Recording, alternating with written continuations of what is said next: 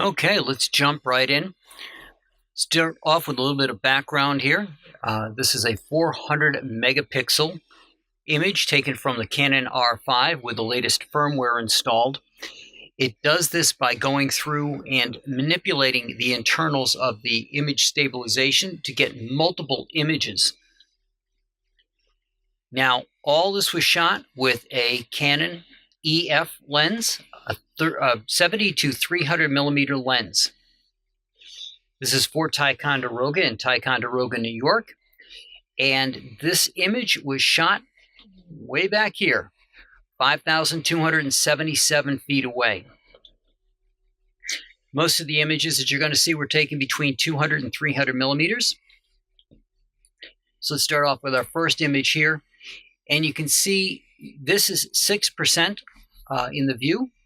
And as we go in, you can see it 27%, which is quite a bit of a enlargement from the 6% we started from, how clean the image looks.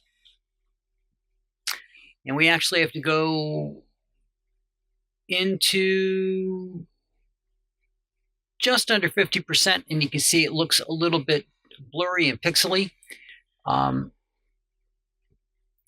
Two things to bear in mind when we talk about these images is it takes a while to process. Your screen will go black on your camera. It will say busy for a while. That said, there can be no motion. So you have to have a tripod. This was shot with a cheap Amazon basic tripod. We talked about the lens. It's a 70 to 300 millimeter EF lens with the adapter on the R5. And I used the Canon Bluetooth wireless trigger to take the image. So I wasn't touching the tripod at all. So this is the image that we get out of the 400 megapixel set. Now, when I say 400 megapixel, it's just that.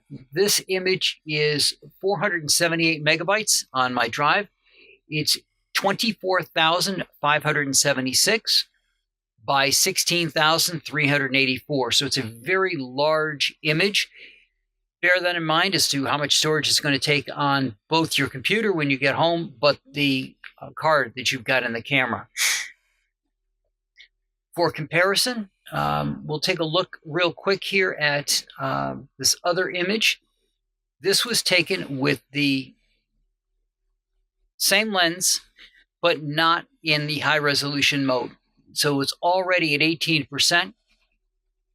And you can see how clean it looks as we zoom into the image itself.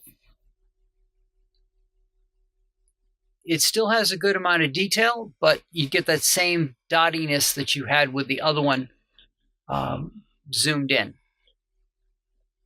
So go back and take another look here at a different image of the fort.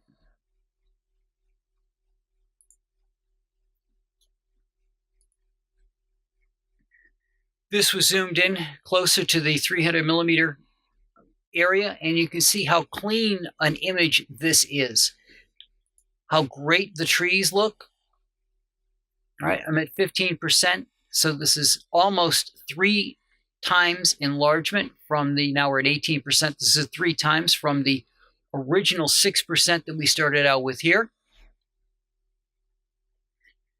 This is a 3 times enlargement of a 400 megapixel image.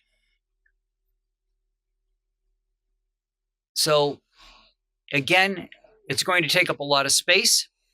What you're taking an image of can't move.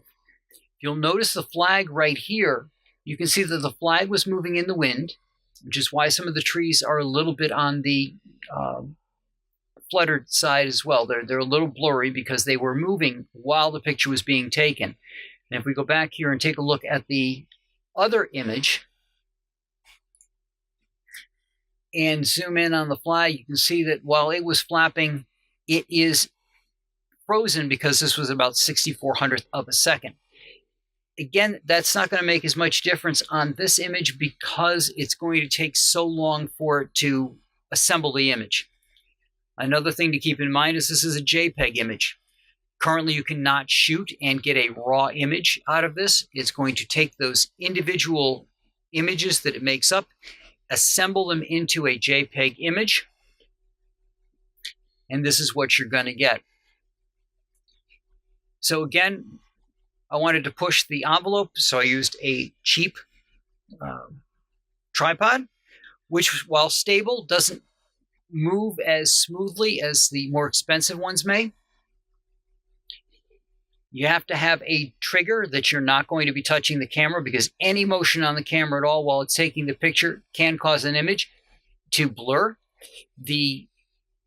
When you've got the remote set up, you get that offset anyway, but that's the only way you could shoot it manually, would be to make sure that you have the self-timer in place and the camera is absolutely still by the time that self-timer runs out. Better off just getting a wireless trigger to handle that for you.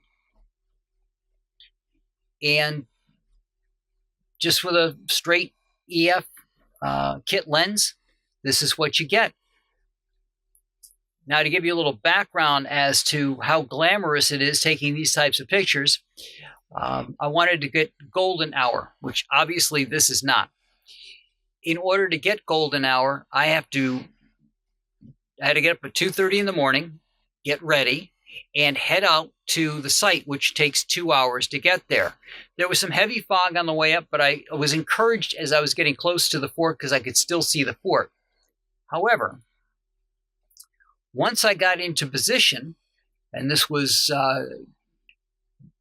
driving up and then walking up Mount Defiance, I found this. And as you can see the trees down here fairly clearly. And that's because if I was much lower, I would be able to see the fort. And if we zoom in a little bit, this is another 400 megapixel image. You can see that the fort is back there. You can just make out the buildings behind this cloud bank, which looks really fuzzy because it was in motion at the time that the picture was taken. Compare it to the trees, which don't look as blurry, even though there was a breeze. The cloud cover, fog, was moving much more rapidly coming off the lake.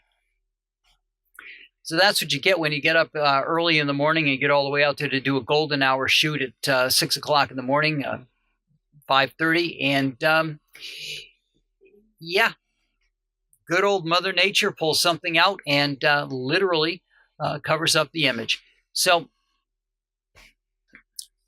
getting back to this first image, 400 megapixel EF adapted 70 to 300 millimeter lens with the Bluetooth wireless trigger on an Amazon Basics tripod. And this is the type of image that you get. A lot of detail. There's a lot to this image, and it came out looking really well. So that's what I got for you this week, and I will talk to you guys